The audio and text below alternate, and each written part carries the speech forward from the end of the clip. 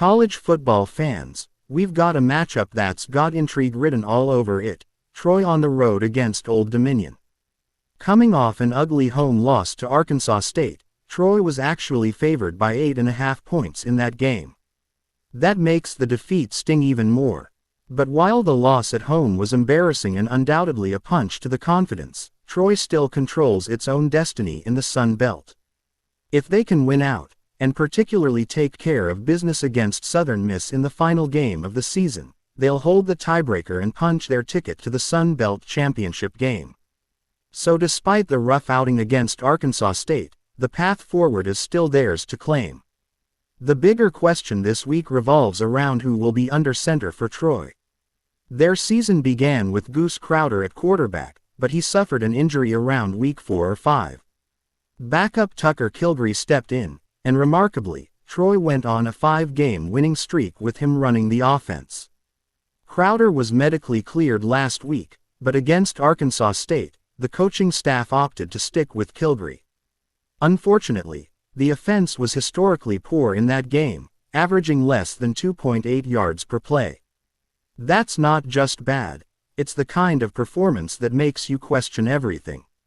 With Crowder healthy now, many expect him to reclaim his starting role against Old Dominion, especially after such a historically ugly offensive outing.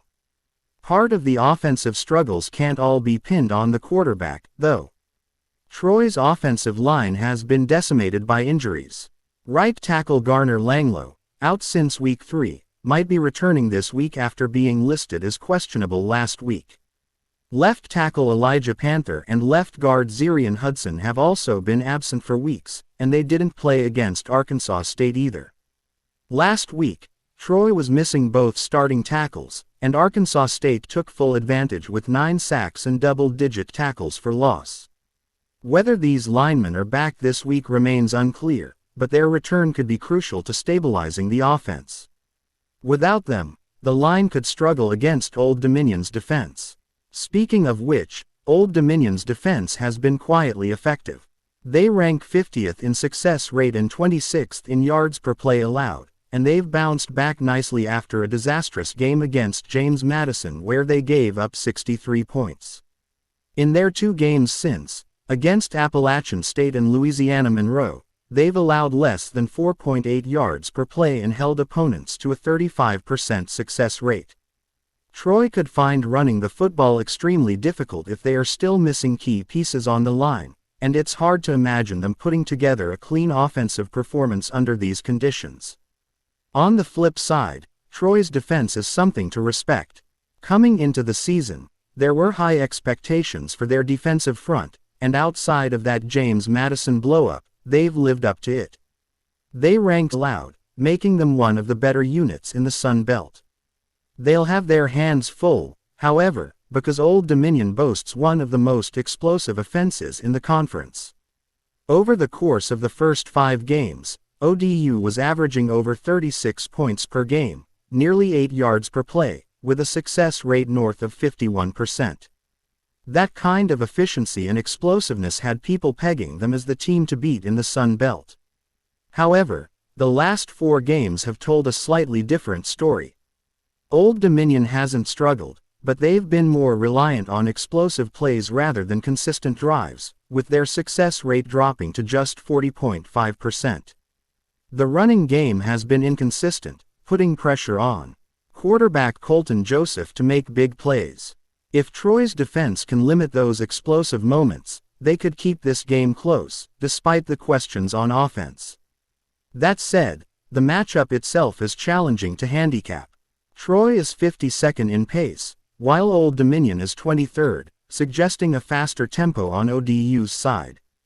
This could push the game into a higher scoring affair than Troy's recent performances might indicate.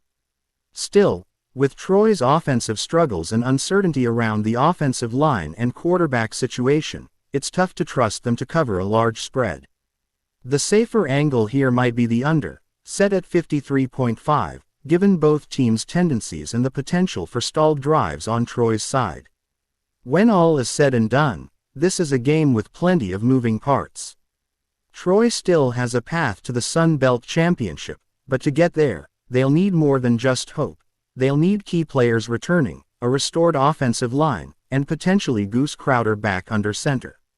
Old Dominion, while not firing on all cylinders as they did early in the season, remains a dangerous opponent with the ability to strike explosively. For those looking to play this one cautiously, the under seems like the more logical play. If forced to pick a side, Old Dominion as the favorite feels like the safer bet, but this is truly a game where watching how Troy's offense holds up will dictate the outcome. College football fans, this matchup has all the drama of a season-defining game. The stakes are high for Troy, the explosive plays loom from Old Dominion, and the unpredictability of injuries and quarterback decisions makes this one a must-watch.